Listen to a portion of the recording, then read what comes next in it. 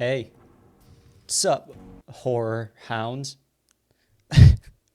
Welcome back to the channel. Now, if you're anything like me, you're constantly on the hunt for that next chilling experience. That game that burrows deep under your skin and stays there long after you've turned off your PC. Well, folks, you've come to the right place. 2025 has already delivered a fantastic crop of indie horror titles, each with its own special brand of terror. Today, we're diving into the deepest, darkest corners of the indie scene to bring you the scariest games of the year so far, broken down into 3 categories. The best jump scares that will make you spill your drink, the most unsettling psychological horror that messes with your mind, and the games with the most unique and terrifying gameplay mechanics. So dim those lights, put on your headphones, and maybe grab a comfort blanket. You're in for a spooky ride. Let's kick things off with the category that gets straight to the point. The best jump scares of 2025. These are the moments that make you physically recoil, the ones that leave your heart pounding in your chest. First up, we have Thin Threads. This game knows how to build tension with its oppressive atmosphere and unsettling sound design. Just when you think you're safe, BAM! It hits you with a scare that you absolutely do not see coming. The developers use sound and visual misdirection to create truly effective jump scares. Whether it's a creature lunging from the shadows or a sudden jarring noise, Thin Threads is guaranteed to make you jump out of your seat. When I was going through the VOD for this game and I got to this section, I forgot that jump scare was there, and I physically have goosebumps right now. I forgot how scary that second jump scare was. Next on our list for best jump scares is The Mortuary Assistant. Now, this game didn't release in 2025, but it still holds up like no other to this day. This is one of the only horror games out there that I have yet to be able to get through. This game gets bonus points for atmosphere too. It's a must play for all horror fans.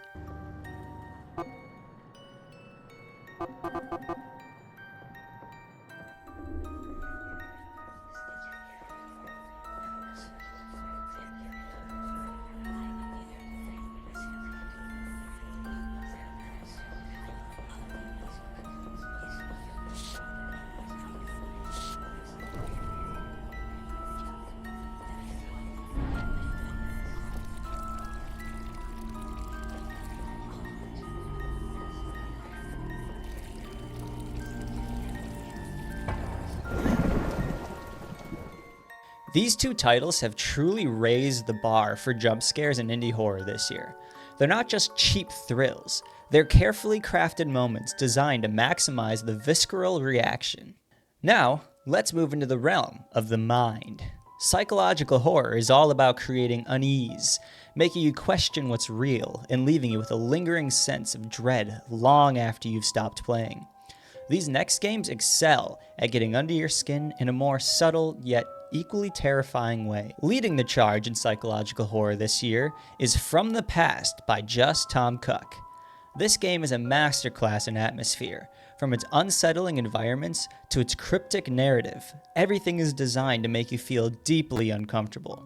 It plays with your perception, often blurring the lines between reality and hallucination. You'll find yourself constantly second-guessing what you see and hear, creating a pervasive sense of paranoia that is truly effective. Next up, we have Dreamcore by Montreluz. I may have easily pronounced that name wrong. Please don't come at me. It's an interesting name. Love it to pieces. No idea how to properly pronounce that. So if that was wrong, shoot somebody else for it. This is one of the best backrooms experiences I've had. The atmospheres are gorgeous in every part of the game. Plus, new levels are coming soon. This game was mysterious, beautiful, and when I finished the game, I craved more and have been stalking the dev's Steam page since. This one is a must-have for you backrooms enjoyers. Leave a comment down below if you want me to make a video about the best backrooms games this year. Now, if you're looking for horror that goes beyond jump scares and truly messes with your head, these 2 indie gems are must-plays. Finally, let's celebrate with some innovation in the genre. These next games aren't just scary. They also bring fresh and exciting gameplay mechanics to the table, offering horror experiences unlike anything you've played before. First in this category is Finding Frankie by Superlou. This horror game is like no other.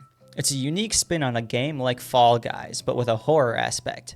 You do parkour, you figure out puzzles, and you race to the finish line. Not only is the gameplay unique, but the game itself is very visually appealing. The voice acting is fantastic, the character designs are so cool, and the game has plenty of hidden lore for all you theorist story lovers.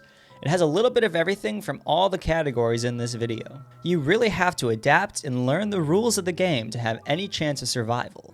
It's actually kind of brilliant. Our final game in the unique gameplay category is going to be Repo by Semiworth. This game I was very hesitant about. With games like Lethal Company and Content Warning coming out before Repo, I thought it was going to be another game just like them. I liked those games, don't get me wrong, but after playing it once or twice, I kind of just got bored. But Repo brings all the great things I liked from the other games and turned it into its own style, and man, is it good. The game is very unique in character design. The gameplay feels fresh, and there's so many funny moments in every single round. The game very rarely feels boring or lacking. And when it does, there's an amazing modding community behind the game too that breathes all new life into it. These games prove that indie developers are constantly pushing the boundaries of horror, delivering not only terrifying experiences, but also incredibly creative and unique ways to play. Here are a few honorable mentions. Liminal Core. Liminal Core is another Backrooms game that I absolutely fell in love with while playing. The atmosphere was amazing.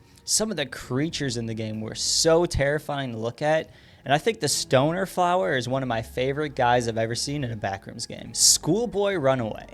Now, this isn't technically a horror game, but there's definitely a couple jump scares that you could get when it catches you off guard. But in general, the whole aspect of escape rooms / trying to find your way out, figuring out puzzles, things like that, I find it to be very unique, and I absolutely loved playing through this one. Amenti. Amenti was a game that actually got a couple really great jump scares out of me.